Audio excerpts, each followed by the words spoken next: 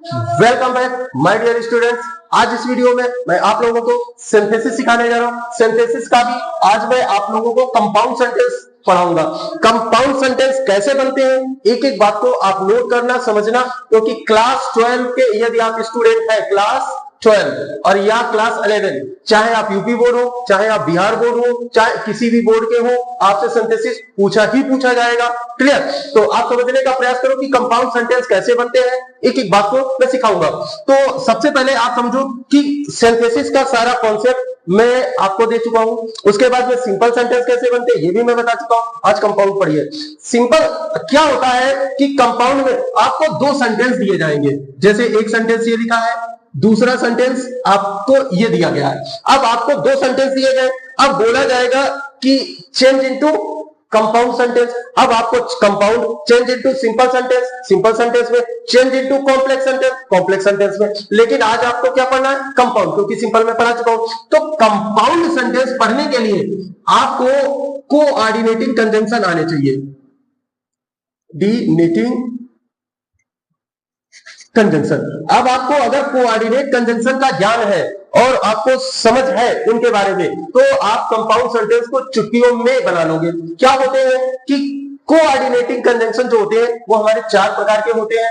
पहला जिसे बोलते हैं क्यूमुलेटिव कंजंक्शन। क्यूमुलेटिव कंजंक्शन जो होते हैं वो जोड़ बताते हैं, मतलब दो बातों को आपस में जोड़ेंगे। कैसे जोड़ेंगे समझिए। पहला जैसे ये है कौन कौन से?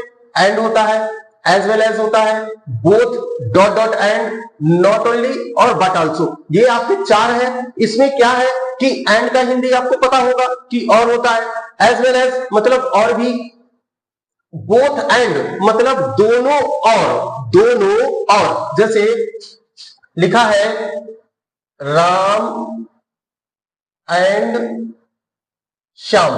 अब ये लिखा है राम और श्याम स्कूल जा रहे हैं, लेकिन आपसे ये बोल दिया जाए राम और श्याम दोनों स्कूल जा रहे हैं, तो फिर आपको क्या लगाना पड़ेगा? Both Ram and Shyam. बोलो, अब बात समझ में आई ना? अच्छा, अगर अगला है नॉट ओनली बट आल्सो। अब आपको इसका हिंदी होता है ही नहीं बल्कि। आप इनका हिंदी लिखते रहे, तो अगर आप थोड़ी देर के लिए मान लो यहां पे आप लगा दो नॉट ओनली और बट आल्सो। तो नॉट ओनली बट आल्सो का मतलब ये हो जाएगा कि राम ही नहीं बल्कि श्याम भी स्कूल जा रहे हैं। बोलो, ये बात समझ में आई? तो अब हमें इनका यूज करके सेंटेंस बनाने हैं। तो पहला सेंटेंस समझने का प्रयास करो। लिखा है ही वॉज मार्क्ड एब्सेंट। अब उसको एब्सेंट कर दिया गया।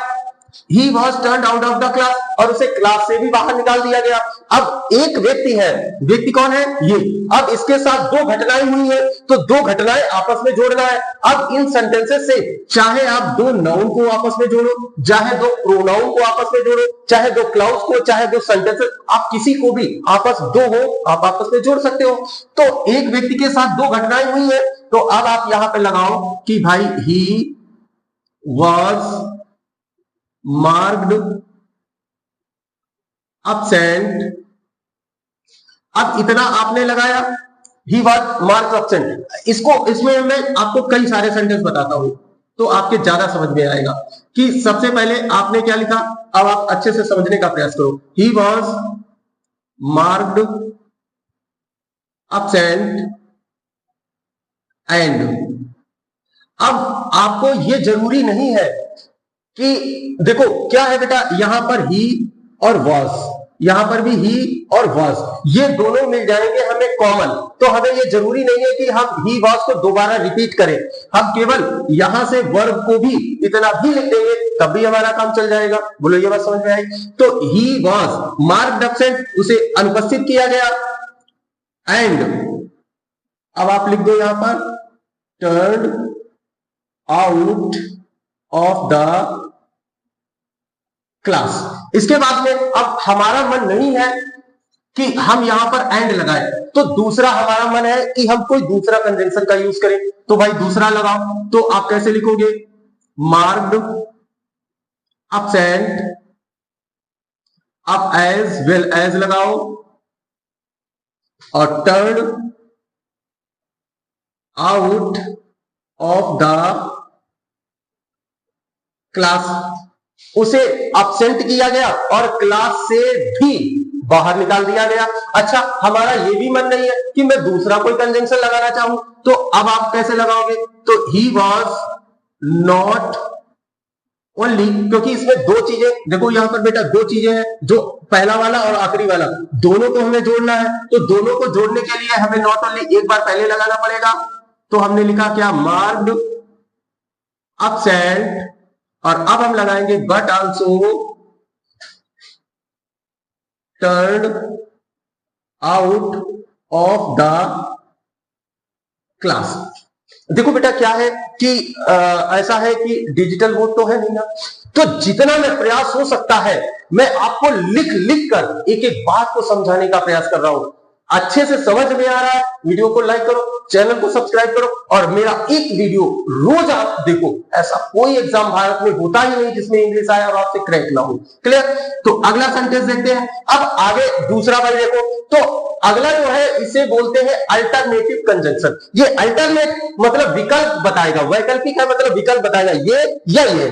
कैसा है? तो अगला सेंटेंस, अगला जो है इसे आइदर और डॉट डॉट और, मतलब आइदर के साथ और का यूज करते हैं तभी ये कंजंक्शन होता है। केवल आइदर लिखा तो या तो ये प्रोनाउन होगा या तो ये एडजेक्टिव की तरह काम करेगा। ऐसे नाइदर नॉर, आइदर और का मतलब होता है या तो या, और इसका हिंदी होता है ना तो ना। कैसे होता है अभी मैं सब कुछ बताऊंगा। और अदरवाइज और इन दोनों का हिंदी होता है नहीं तो या अन्यथा। नहीं तो भी होता है और अन्यथा भी होता है। तो अब आप समझे, अब इस सेंटेंस को देखो, मेक हेस्ट, जल्दी करो, we shall miss the train, हमारी ट्रेन छूट जाएगी। अब जल्दी करो, नहीं तो हमारी ट्रेन छूट जाएगी, जल्दी करो अन्यथा हमारी ट्रेन छूट जाएगी। तो अब आप क्या करो, इन दोनों के बीच में या तो आप और लगा दो या तो आप अदरवाइज लगा दो, आपका सेंटेंस क्या हो जाएगा? राइट हो जाएगा बिल्कुल। देखो, मेक हेस्ट और नहीं तो हमारी ट्रेन छूट जाएगी, मेक हेस्ट अदरवाइज अन्यथा हमारी ट्रेन छूट जाएगी। बोलो समझ में आ रहा है ना? अच्छा, अगला है कम इन, अंदर आओ, do not come at all, या तो बिल्कुल मत आओ, या तो अंदर आओ या तो बिल्कुल मत आओ। जैसे कोई गेट पर खड़ा है, अब आप उससे चिढ़ रहे हो, आपने कहा भैया या तो अंदर आओ या तो बिल्कुल मत आओ। क्लियर? तो अब आपको क्या या तो वाला लगाना है, या तो अंदर आओ या तो ना आओ। तो फिर आपने यहां पे क्या लगाया? आइदर, आइदर, और यहां पे लगा दो और। आइदर कम इन, या तो अंदर आओ, और do not come at all. At all का मतलब होता है मतलब नॉट एट ऑल, इतना आपने मिला दिया, इसका मतलब होता है बिल्कुल। क्लियर?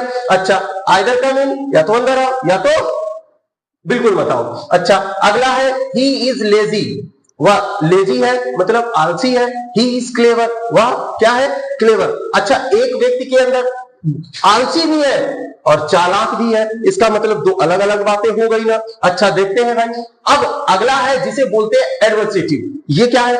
विरोध बता रहा। एक में एक बात ऐसी है भाई, देखो लेजी है, लेजी व्यक्ति क्लेवर कैसे हो सकता है?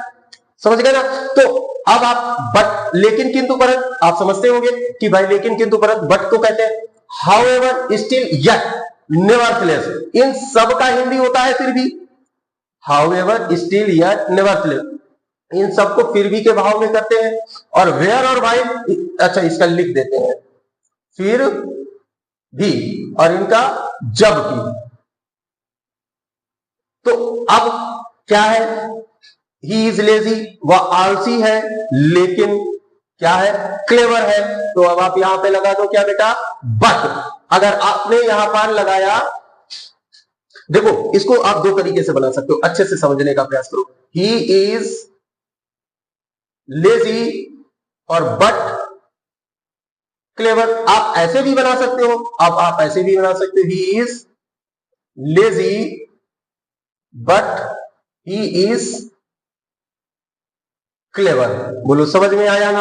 अच्छा, अगला सेंटेंस है, देखो क्या है कि ही इज इल, वह बीमार है, और ही वर्क्स हार्ड, वह कठिन परिश्रम। अब बीमार है और फिर भी कठिन परिश्रम करता है, मतलब फिर भी आया ना? अच्छा, तो फिर भी के लिए अब आपके पास इतने तमाम सारे कंजंक्शन है, how ever, still, yet, nevertheless. तो अब आप यहां पर चाहे आप लगाओ स्टिल, चाहे आप यहां पर लगाओ येट, जो आपकी मर्जी हो वो लगा दो, आपका सेंटेंस क्या हो जाएगा, राइट हो जाएगा। तो आप क्या लिख दी, देखे ही इज इल, और आपने लगाया क्या, स्टिल, या आपने लगाया क्या, यट, या आपने लगा दो नेवरथलेस, और केवल आप यहां पर ये भी लिख दो वर्क्स हार्ड, आपका सेंटेंस बिल्कुल राइट हो जाएगा। क्लियर। अच्छा, अगला है कि ही लेफ्ट हिज स्टडीज, उसने अपनी पढ़ाई छोड़ दी। ही हैड नो मनी, उसके पास पैसा नहीं था। अब भाई पढ़ाई छोड़ दी उसने, उसके पास पैसा नहीं था इसीलिए तो उसने पढ़ाई छोड़ी ना, सेंटेंस उल्टा लिखा है, आपको तो सीधा करके बनाना है। तो उसके पास पैसा नहीं था इसलिए उसने अपनी पढ़ाई छोड़ दी। अब देखते हैं अगला जो हमारा कंजंक्शन है उसे कहते हैं इलेटिव। इलेटिव कंजंक्शन होते हैं वो परिणाम बताते हैं कि भाई ऐसा हुआ इसलिए ऐसा हो गया। अब होते कौन कौन से हैं, अब देखो देयरफॉर, फॉर, सो, हेंस, इन सब का हिंदी मतलब होता है इसलिए, या इसका मतलब इस प्रकार। क्लियर। तो अब आप यहां पर लगा दो क्या भाई, क्या है कि कारण तो यह है ना, पैसा नहीं था, तो इसको पहले लिखेंगे तो he had no money, he had no money, इसलिए उसने अपनी पढ़ाई छोड़ दी। अब यहां पे लगा दो क्या, सो ही लेफ्ट हिज स्टडीज, स्टडीज। बोलो ये बात समझ में आई। तो अब आपको क्या करना है, कॉपी कलम लेना है, और सिंथेसिस में जहां मैंने कॉन्सेप्ट बताया था कि भाई पार्टिसिपल और इंस का सबका यूज करके मैंने पूरा सिखाया है, तो उसको सीखो, नोट करो। सिंपल सेंटेंस सिखाए उनको सीखो, नोट करो। कंपाउंड सिखा दिया, इनको सीखो, नोट करो। अब इन तीनों वीडियो में मैं आपको कंप्लीट कोर्स दे रहा हूं ना, अब इन तीनों वीडियो में आपको जो समझ में ना आए, आपके पास कोई किताब हो तो किताब उठाओ और उसमें से आप एक्सरसाइज लगाना स्टार्ट करो। अब मैं जल्द से जल्द आपको एक्सरसाइज भी करवाऊंगा। क्लियर। तो फिर एक्सरसाइज करो, जो समस्या हो उसको कमेंट बॉक्स में लिखो। तो ये वीडियो कैसा लगा इसको भी लिखना मत भूलना। अच्छा लगा हो तो तुरंत लाइक करो, चैनल को सब्सक्राइब करो। फिर ऐसा ही कुछ कमाल का आप लोगों के लिए, आपके एग्जाम को क्रैक कराने के लिए कुछ बेहतर, कुछ बेस्ट लेकर के आता हूं। तो ये वीडियो देखने के लिए आप लोगों का बहुत बहुत धन्यवाद।